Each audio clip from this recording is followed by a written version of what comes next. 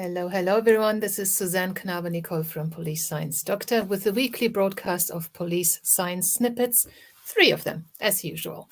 So Police Science Doctor is an educational website for global law enforcement, policing, research in criminology, policing, investigative psychology, the military, intelligence, crime analysis, all these fields that are dealing with trying to keep us safe from each other and from ourselves.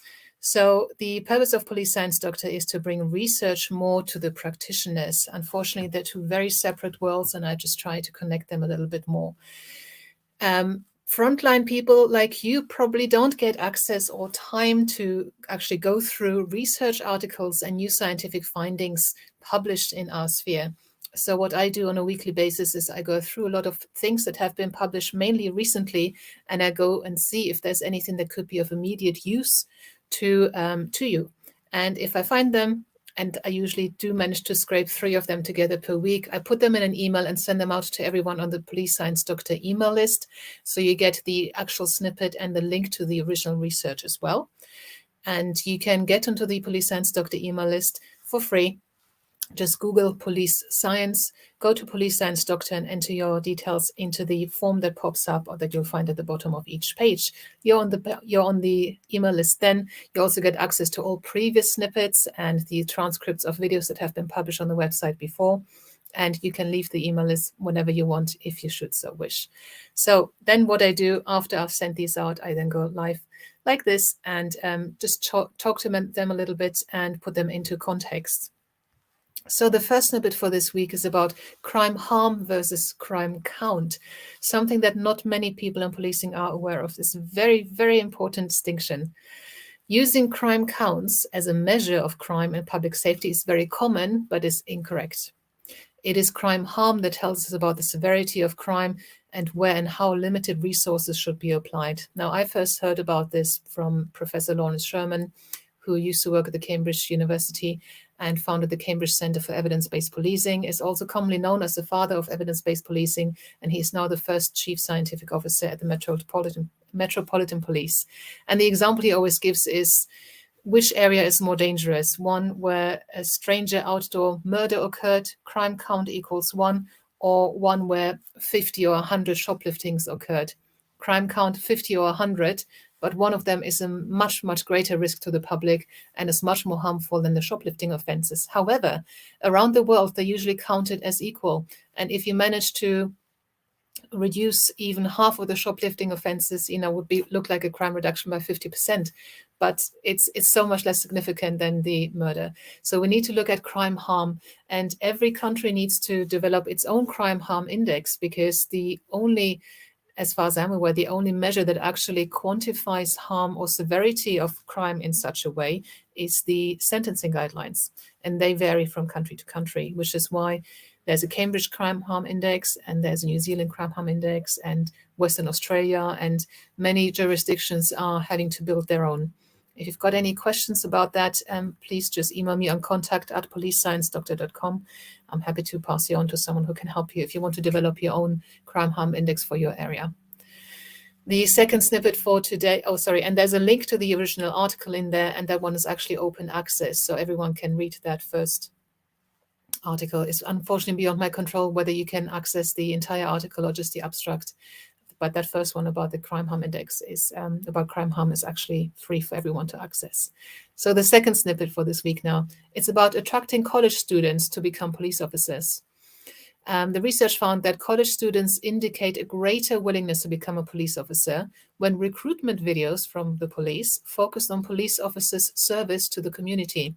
This effect is particularly strong for students who indicate they desire to make a positive change in the world. That is quite interesting, because there's a really good podcast called Reducing Crime by Professor Jerry Ratcliffe, and there was an episode, and I play that part in my lectures for my students, where he talks to a lady called Mo about police recruitment videos, and that traditionally they've been very, very macho, heart pumping music, suspects being thrown into the back of a police van, handcuffs being slapped onto someone, drug seizures, barking police dogs, aggression and adrenaline and testosterone. And or even somebody a police officer hanging out of a helicopter. these are things that don't actually happen that often. And mainly what happens in policing is that you're dealing with people, you're dealing with lots of mental health issues, personal crises, and all of that. And you should be recruiting for that. You should be recruiting and attracting people who have skills with people, not those who want some kind of action-packed lifestyle. And so that's a very good podcast to listen to, Reducing Crime by Professor Jerry Radcliffe. And so this quite, if you want more college students or graduates to be attracted to your police force, then do focus your recruitment efforts on showing the values of actually working with the community and how you can serve the communities. Communication skills is what you need in policing. And the third and last snippet for today is about school safety perceptions. An increase in the total number of school safety policies, as well as specific types of school safety